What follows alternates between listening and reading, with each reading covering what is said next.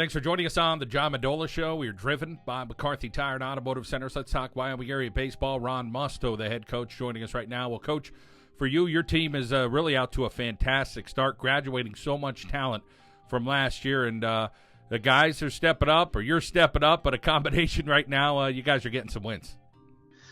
Yeah, John, it's a little surprising because of the amount of talent and experience that we graduated from last year's championship AAA team down here in the Wyoming Valley Conference.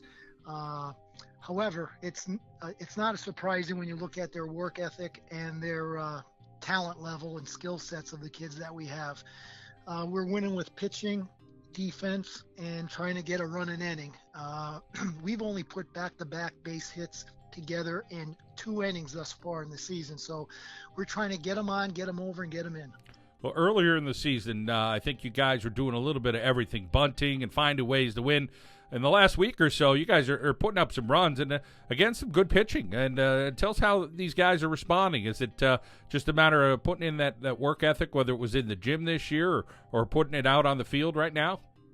Well, John, it's we've played 5 league games thus far, and we've seen everybody's number one pitcher. We ran into the Eckert boy up in Dallas, phenomenal pitcher, tremendous competitor. He threw back-to-back no-hitters in the Wyoming Valley Conference at any level, whether it's T-ball or college or pros. You don't see too many back-to-back no-hitters. So, basically what happened there was we were fortunate. We put some balls in play, and unfortunately, for the young man and for Dallas, it's a law of averages that, I told him before the game, please don't pick up your third no-hitter today. He chuckled and what have you, but we were fortunate that we put the bat on the ball against him. And, we then ran into our rival Pittston Area, and we saw their number one pitcher, Tyler Jackson, as well. And we were fortunate to get out of there with a win. We only had 4 hits and 1 RBI in the game. We got an outstanding pitching performance. And then at week's end, once again, we run into a little bit of luck. We saw Hazleton Area. Obviously, they're a little short on pitching due to the fact that Biasi is hurt, and it was their 3rd game in the week. And they played us as tough as anyone could possibly play us. And whenever you go to Hazleton and beat a Gino Cara coach team, it was a good outing.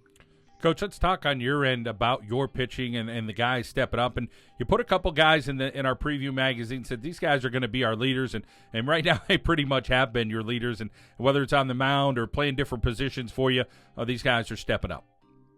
Yeah, right off the bat, Josh Kopcza, he's a big right-hander, throws mid to high 80s with a change-up and a hard curve.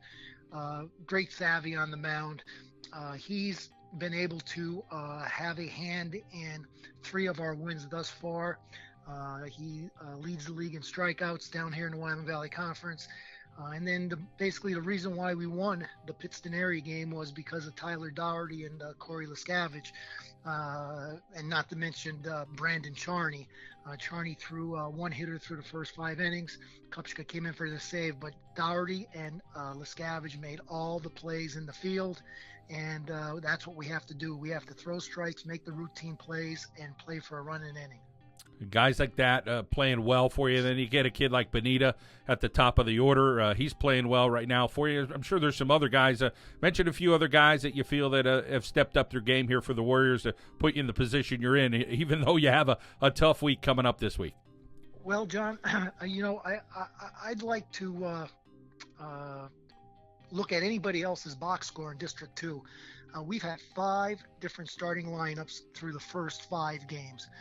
We're playing anywhere from 11 to 15 kids a game in meaningful situations. We're playing situational baseball. Defensively, Anthony Nardell in left field. He's made 3 acrobatic catches thus far in crucial situations for us. He complements Benita to his left. Our right fielder, Steve Holmes, has played very well for us defensively and has been steady at the plate. We've gotten good pitching from our left-hander, Matt Wright, who's only a sophomore. But when you go up and down the lineup, I could say something good about every single kid, because every game it's somebody different that needs to step up and does what they need to do in order for us to have a win on that day. And playing the competition you're going to play this coming week, Crestwood, Wyoming Valley West, and Coughlin, and obviously you want to try to go out and compete every day, but as anything else, every game's a challenge in the Wyoming Valley Conference, but it should be an interesting week and kind of find out where you're at right now. Well, John, by any chance, have you seen the local weather forecast? Is there any chance of rain this week?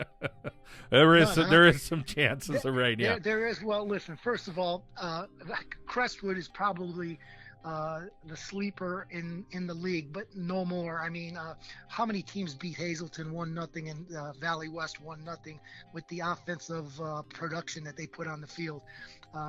Crestwood starts 6 or 7 seniors. They're a veteran team. Tony Kalady has them well coached and disciplined. I played against Tony back in the early 80s. He was quite an athlete. We have our hands full tomorrow going up there to Crestwood, and then on Wednesday, it's the rematch. Last year, we were the only team in eastern Pennsylvania to beat Valley West in 10 innings. It was a win that we cherish, as we wish them the best of luck as they pursued a state championship. And you finish the week with Coughlin. And whenever you mention Coughlin, there's a lot of baseball tradition in the Wilkes-Barre area, starting with the Little Leagues and Plains. But it's a tough week. We got to take it a game at a time and an inning at a time, because even though we're 5-0, we could very easily be 0-5. Ron, back coaching the last couple of years for you. Talk about the fun you're having. I know you're putting in hard work there on the field. The field looks good by some of your coaches and your parents and guys like that have put in the time. But getting out there with the guys and that camaraderie, I guess, is something that everybody looks forward to. And things change with people's families and their lives. But right now, 2016, you having fun? I'm having a lot of fun, John. It's out. Let's face it. It's always fun when you're winning. But even when you're losing, you got to be able to have fun. It's only a game. I really enjoy being back. I tell everybody that I'm not going to be able to do this for another 16 years like I did the first time through. I have the energy during the games. I'm the most intense person on the field. I take pride in that. However, the recovery process afterwards has me sleeping at 8 o'clock at night. So I just don't have it in me, but we're going to take it a year at a time. All right. Well, you better get your beauty sleep. We appreciate your time, Ron, and best of luck the rest of the year. Thanks, John. Take care now. Ron Musto, the Wyoming Area baseball coach here on the John Mendola Show. We are driven by McCarthy Tire and Automotive Centers.